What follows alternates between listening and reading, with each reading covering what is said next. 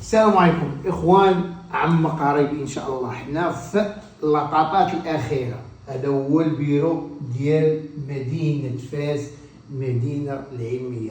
فاس حاكمه العالم، وفاس من المغرب، يعني المغرب حاكم العالم الاخوان. هذا هو البيرو كما تشوفوا. هذه هي الصاله دي تيزا، قاعه الانتظار. حنا الاخوان في اللحظات الاخيره. هذا الاسبوع ان شاء الله غادي يكون الافتتاح، وغادي نعطيكم لاطات ونعطيكم العنوان ونعطيكم النوامر ديال التليفون.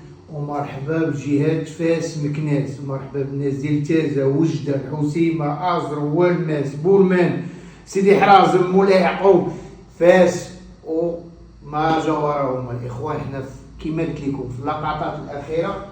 ما بقى والو الاخوان ان شاء الله، وغادي يتفتح مكتب نيوز مغاربه ايطاليا، الفرع الخامس. اللهم بارك وزيد في ذلك، والله يسهل عليكم والله يسهل على الجميع.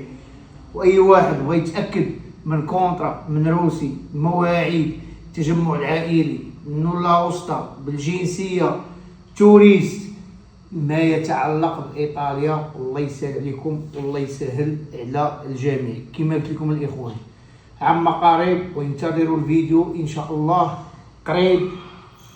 لي كارت فيزيتا هما تصاوبوا، كلشي تصاوب، البلايك تعلقوا، ما بقى والو. ان شاء الله غادي يتم الافتتاح، والبيرو عندنا في السونتر فيل، قريب للساتيام، قريب للطاكسيات، قريب حتى للستاسيون ديال التران، يعني محطة القطار.